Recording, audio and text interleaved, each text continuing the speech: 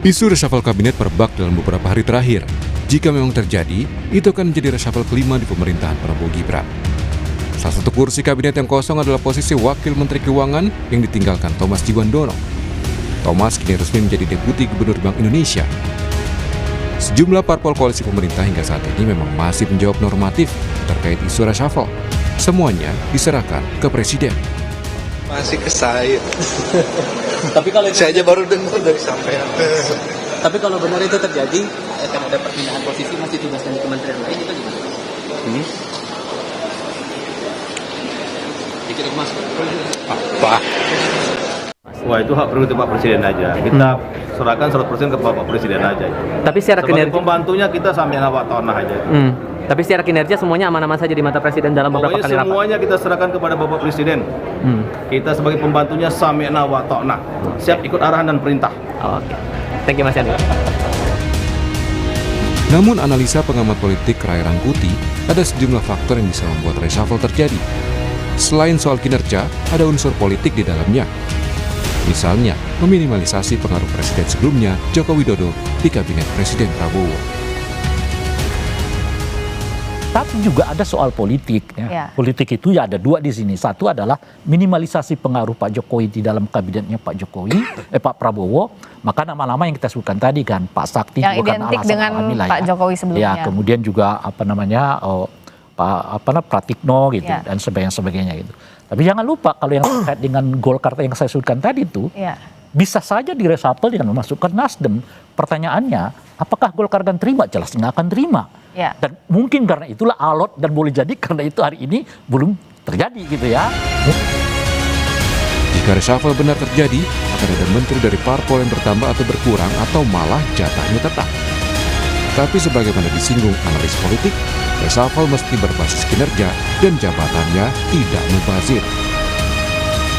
Tim Liputan Kompas TV.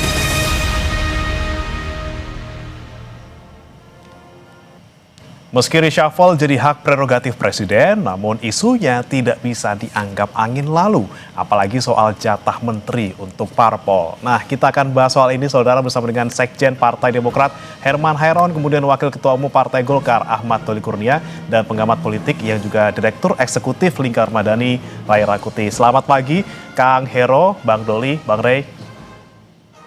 Assalamualaikum warahmatullahi wabarakatuh. Waalaikumsalam. Kita tahu ini belum tentu terjadi, bisa jadi, bisa tidak, dan semuanya adalah haknya Pak Prabowo. Tapi kita akan coba ulik-ulik kemungkinan-kemungkinan nih. Saya mau ke Kang Hero dulu nih. Kang Hero, ini kan di Demokrat ada 6 nih kader Demokrat yang ada di kabinet gitu ya. Deg-degan gak sih kalau dengar-dengar ada isu reshuffle seperti ini?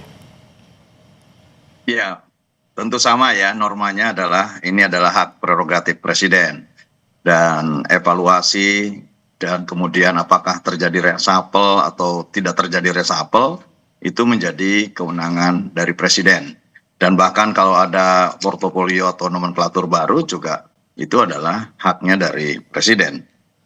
Oleh karena itu ya kita serahkan saja kepada Presiden dan tentu Presiden memiliki parameter dan indikator kinerja sehingga betul-betul apa yang dilakukannya ini objektif dan sesuai dengan fakta, data, dan kinerjanya para menteri.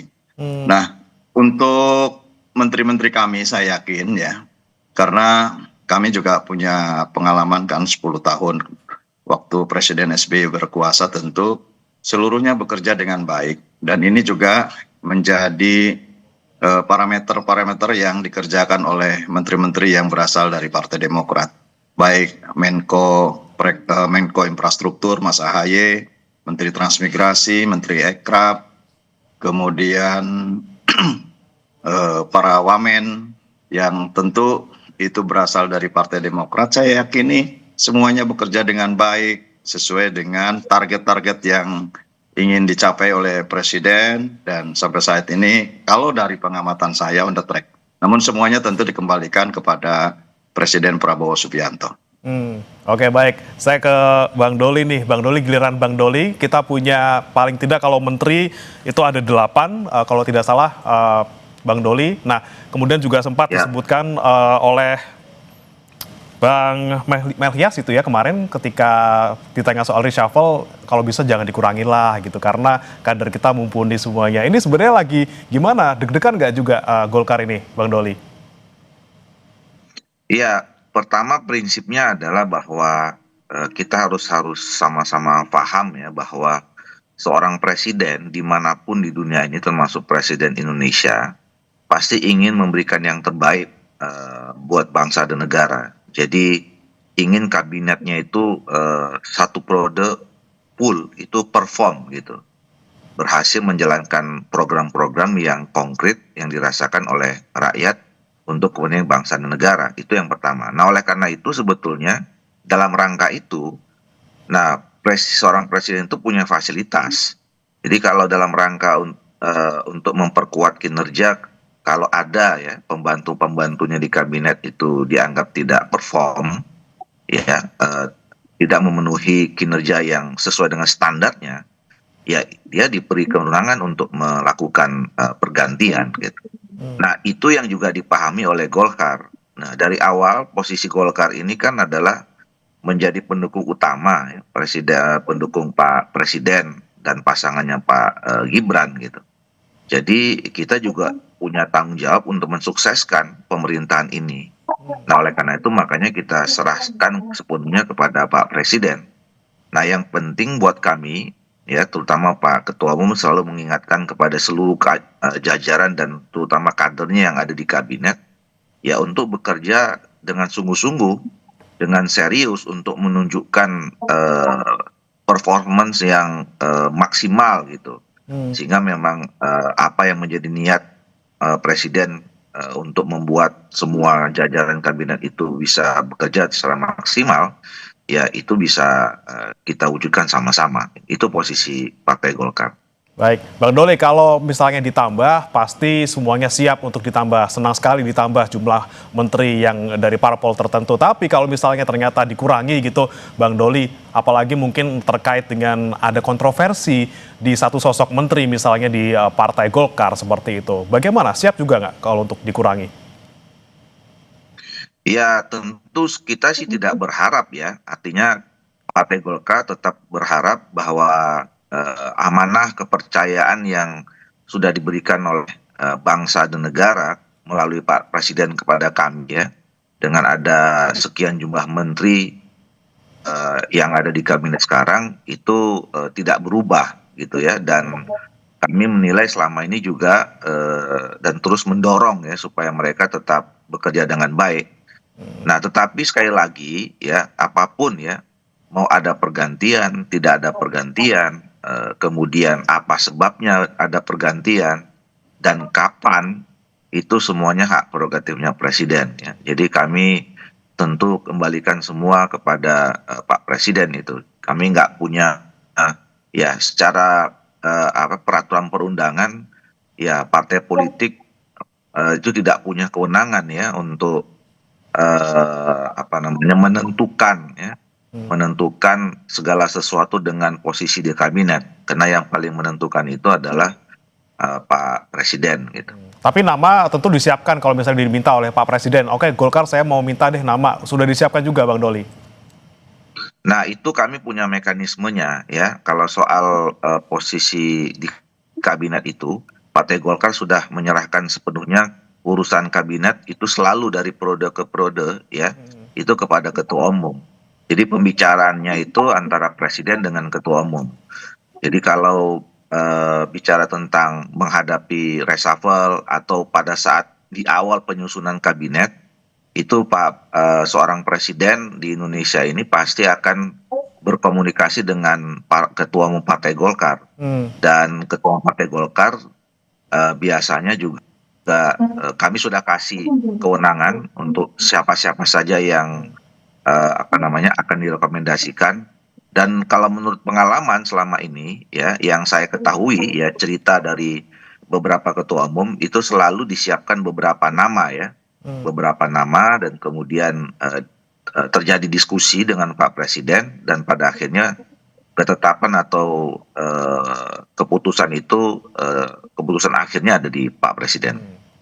Baik, nah kalau ke Kang Hero sama nggak mekanismenya? Ada persiapan ataupun disiapkan namanya dari Ketua Umum, kemudian kalau misalnya pun dikurangi juga sudah siap, Kang Hero? Ya, saya kira tidak mendahului kehendak Presiden ya. Jadi ya kalau kemudian Presiden memberikan kepercayaan kepada Demokrat ya tentu kami akan siapkan. Dan nanti keputusan internal kami ya sangat bergantung juga kepada Ketua Umum dan Ketua Majelis Tinggi. Karena mekanismenya memang untuk kementerian itu menjadi keputusan bersama antara DPP dan Majelis Tinggi. Nah, oleh karena itu saya kira kita serahkan saja, biarkan supaya Presiden betul-betul nyaman dan kemudian bisa menjalankan program-programnya dengan baik, bisa dirasakan oleh rakyat, dan tentu mudah-mudahan ke depan Indonesia akan lebih baik, lebih maju, dan kalaupun toh ada hal-hal yang tentu ini menjadi concern perbaikan Presiden dan kemudian melihat ada harus penajaman-penajaman terhadap program-program dan lain sebagainya, tentu kita menunggu saja dari Presiden karena ini adalah seluruhnya menjadi kewenangan Presiden. Oke, baik. Saya ke Bang Rey. Bang Rey, Anda sempat bilang bahwa ini ada kemungkinannya antara yaitu tadi penilaian soal kinerja dan juga soal politik, apalagi kalau Anda bilang ini bisa jadi untuk istilahnya sapu-sapu pengaruh Jokowi di kabinet yang sekarang. Nah, ini kekuatan yang mana sebenarnya, Bang Rey? Kalau Anda melihat mungkin dari reshuffle pertama sampai reshuffle keempat dan mungkin nanti di reshuffle kelima. Iya, kalau di reshuffle kelima ini saya kira perpaduan antara yang disebut politik, yang disebut dengan kinerja, plus juga dengan faktor alam. Faktor alam itu yang mungkin terkait dengan kesehatan gitu ya. Nah, tapi kalau dipilih di antara yang ketiga, mana kelihatan yang paling menonjol? Saya kira pertimbangan utamanya itu soal kinerja. Bahwa menteri-menteri yang dianggap saat ini bekerja sama dengan Pak Prabowo mungkin dianggap kurang optimal oleh Pak Prabowo. Dan memang kenyataannya kan kalau kita lihat sampai sekarang banyak keluhan masyarakat, banyak. Ya saya kira kalau dilihat dari sebelum tahun pertama dan sekarang, kan kecenderungan tingkat kepuasan publiknya itu menurun, bukan meningkat gitu. Meskipun penurunannya nggak terlalu jomplang, nggak terlalu cepat gitu, tapi nurun kan, dari 82 sekarang ke 77 dan sebagainya. Dan kalau begini terus, ya bisa saja itu menuju ke arah 65 gitu. Nah, oleh karena itu pada tingkat tertentu yang realistis, memang Pak Prabowo membutuhkan penyegaran lah dalam konteks kinerja gitu. Nah, cuman tidak itu saja, ada aspek yang disebut dengan politik gitu. Misalnya apa? Mempertimbangkan apakah kemungkinan menambah teman koalisi di dalam kabinetnya Pak Prabowo atau tidak gitu. Nah, itulah yang saya kira kalau itu yang dilakukan oleh Pak Prabowo, potensi Nasdem menjadi masuk, tentu harus ada satu partai politik yang kehilangan kursi dan besar kemungkinan kehilangan kursi itu diambil dari Golkar gitu. Pertanyaannya adalah apakah Golkar akan terima? Nggak akan terima gitu. Nah, oleh karena itulah terjadi akan dialog yang besar, tapi segala sesuatunya seperti yang disebutkan tadi oleh baik Bung Doli maupun Bung Hairun ya mengatakan tergantung presiden. Nah, artinya memang presidennya nih sekarang. Kalau presidennya mengatakan saya mau reshuffle satu orang dari Golkar, saya kira dia Golkar ikut-ikut saja pada ujungnya meskipun tentu tidak mau gitu ya. Tapi kalau presidennya tegas mengatakan saya akan reshuffle, saya masukkan kader yang lain dari partai yang lain, ya ujung-ujungnya Golkar akan tetap ikut gitu. Masalah utama dari reshuffle ini menurut saya adalah soal ketegasan Pak Prabowo sendiri gitu. Dan oleh karena itulah saya tidak terlalu yakin bahwa Pak Prabowo akan melakukan reshuffle besar-besaran gitu ya. Karena apa gitu? Karena saya kira Pak Prabowo nggak punya mental politik untuk berhadapan dengan teman-teman koalisinya gitu. Jadi mungkin Bahlil sedikit ngambek, mungkin Pak Ahy dia akan kembali lagi gitu ke format semula gitu. Itulah yang kelihatannya membuat hampir saya kira 2-3 kali reshuffle yang pernah dilakukan itu meleset dari apa yang selama ini berkembang di tengah masyarakat dalam pengertian waktu. Kita nganggapnya hari ini ternyata nggak jadi, baru besok lusa macam-macam dan sebagainya. Karena ketidaksiapan mentalitas politik Pak Prabowo menghadapi teman-teman koalisinya gitu. Nah, kenapa itu bisa terjadi? Karena Pak Prabowo menurut saya terlalu dihantui oleh oleh filosofinya sendiri dalam politik. Apa itu? Politik harmoni itu. Nah, bagaimanapun tentu ya kalau ada reshuffle, apalagi mengurangi jatah partai politik atau atau meminggirkan orang-orang yang dianggap sangat berpengaruh di dalam internal partai politik, akan menimbulkan gejolak secara internal gitu. Nah, saya tidak melihat Pak Prabowo punya kesiapan mentalitas politik untuk berhadapan dengan katakanlah kengambekan gitu ya, atau berhadapan dengan kejengkelan gitu, atau berhadapan dengan katakanlah misalnya sikap memperlihatkan ketidaksukaan gitu dari teman-teman koalisinya gitu. Itu yang mengakibatkan menurut saya betapapun mungkin keinginan Pak Prabowo mau melakukan reshuffle, ujung-ujungnya kelihatan terlambat lagi. Kemarin kita menganggap akan terjadi reshuffle gitu, ternyata nggak jadi. Sudah 2-3 hari setelah kemarin itu angin reshuffle-nya juga makin tidak kelihatan.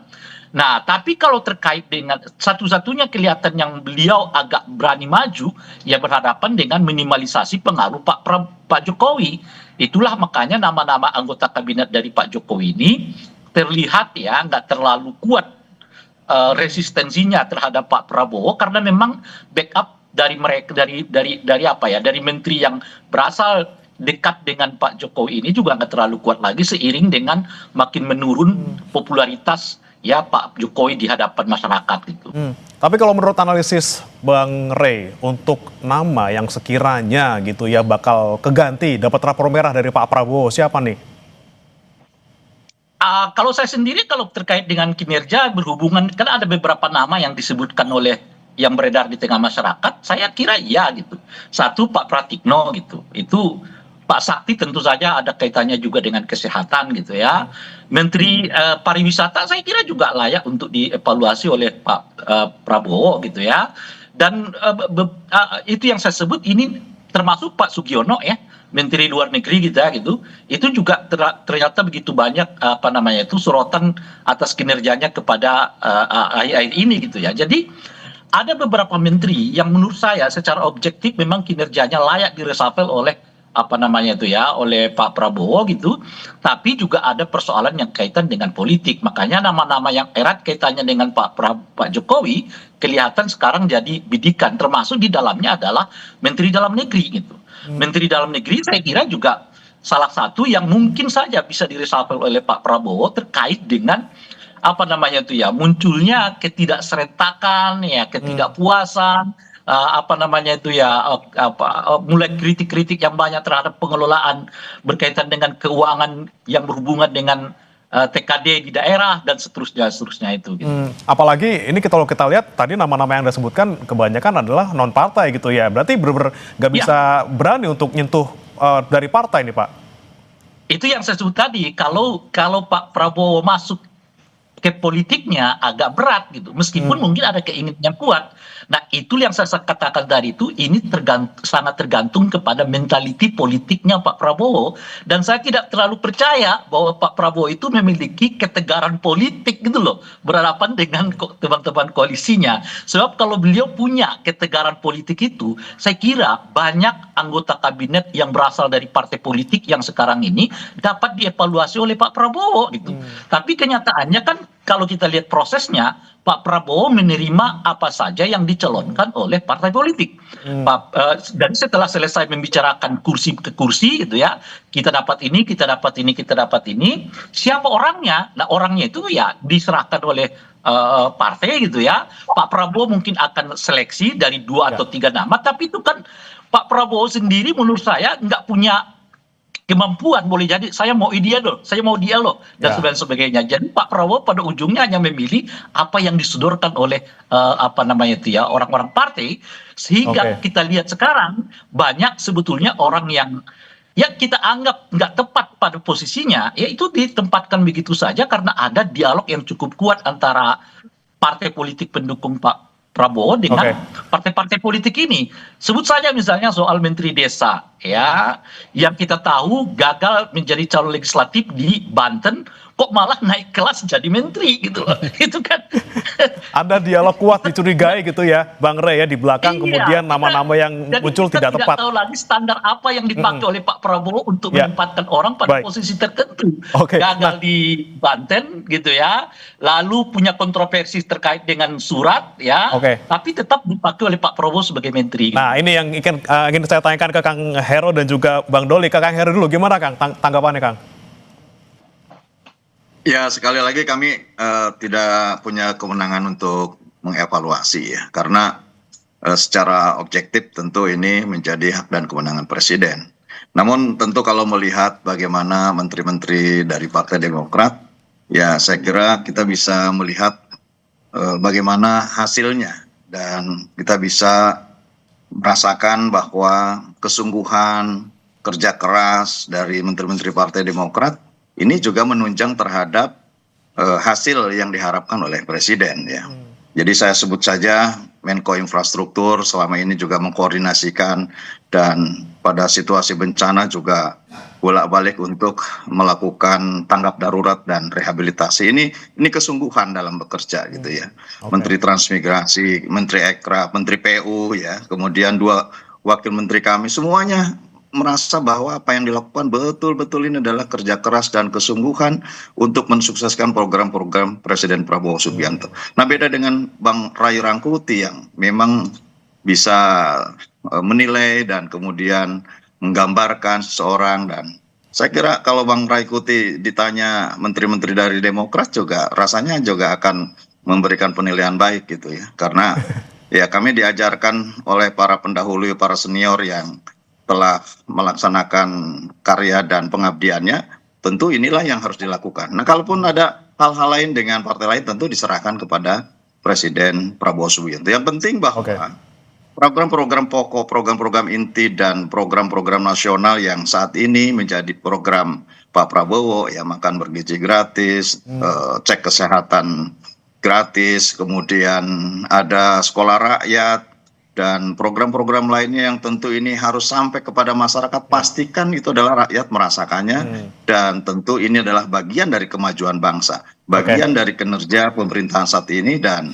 bermanfaat bagi seluruh rakyat Indonesia. Baik, nah saya ke Bang Doli kemudian. Bang Doli, tanggapan Anda tadi terkait dengan ya ada dialog kuat di belakang, nama yang disodorkan nanti ya Pak Prabowo nggak bisa milih secara pasti gitu ya, tapi ya sodoran dari partai gitu. Gimana Bang Doli?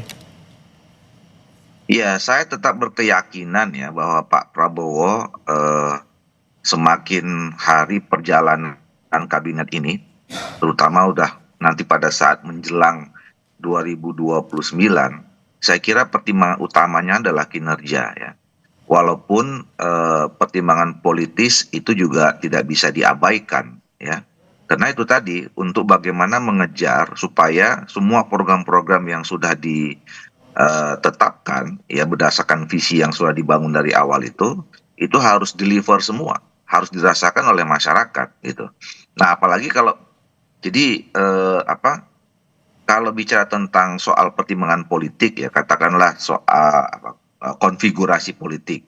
Sebenarnya kan dari tahun pertama, dari hari pertama sampai sekarang udah kira-kira setahun lebih ya.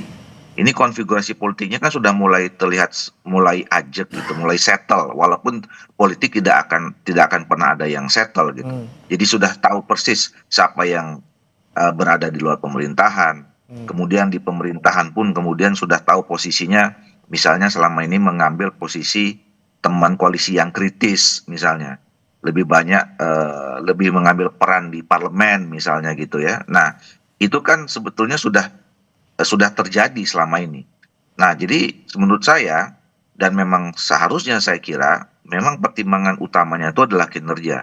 Bagaimana semua kabinet menteri-menteri ini mau dari manapun asalnya ya, dari partai politik atau juga non partai politik, yang menurut saya tidak perlu dipertentangkan, karena yang jadi pertimbangan kan adalah apakah semua menteri-menteri ini baik itu dari non parpol maupun yang parpol itu punya kemampuan untuk mengeluarkan kemampuan teknokratiknya atau tidak gitu ya. Itu yang sebetulnya nanti akan menjadi bahan penilaian presiden. Nah, Baik. jadi sekali lagi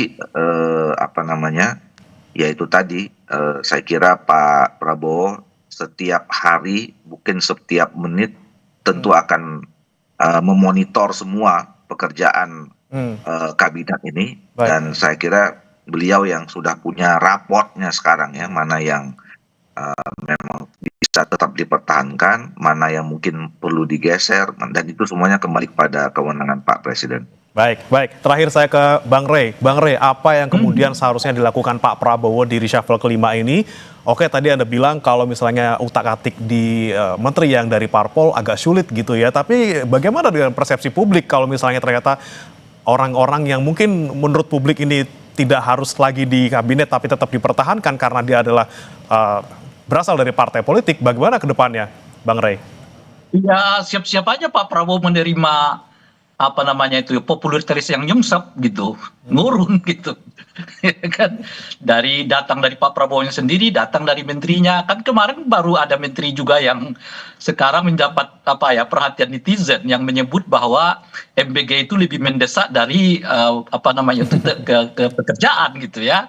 Jadi saya lihat sekarang ya ada model menteri-menteri ini untuk bisa bertahan menjadi anggota kabinet itu dengan memuji-muji terus MBG gitu loh.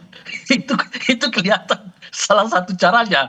Jadi apapun masalahnya puji MBG. Dengan cara begitu mungkin mereka bisa bertahan sebagai anggota kabinet. Tapi kan ujung-ujungnya jadi timpang karena semua perhatian ke MBG itu. Nah, menteri ini MBG, menteri itu MBG, menteri ini MBG, bicara semua soal MBG. Yang kelihatan itu pola untuk bisa bertahan di anggota kabinet Pak Prabowo. Di saat yang bersamaan persoalan MBG ini kelihatan nggak membaik pada administrasinya, pada penanganannya, pada pola distribusinya dan seterusnya itu gitu. Nah kalau Pak Prabowo tidak melakukan apa yang ia bayangkan sebetulnya tentang anggota kabinet, ya kita akan melihat nyungseknya popularitas dan tingkat kepuasan terhadap Pak Prabowo. Oke, nanti kita nantikan bersama gitu ya, apa keputusan Pak Prabowo, ataukah dengan tadi mempertahankan dan juga menjaga hubungan baik dengan semua partai politik, atau lagi-lagi persepsi publik yang mungkin semakin liar di depan, di belakang gitu ya, terkait dengan kinerja para menterinya. Kita nantikan bersama, semoga semuanya ya kita harapkan menjadi yang terbaik gitu ya, semuanya untuk kebijakan dan juga untuk rakyat, semuanya terbaik, semuanya kita harapkan bersama-sama. Terima kasih Kang Hero, kemudian Bang Doli, juga Bang Ray Rangkuti sudah bergabung bersama kami di Semangat di Sapa Pagi, Sapa Indonesia Pagi. Selamat pagi, Bapak-bapak.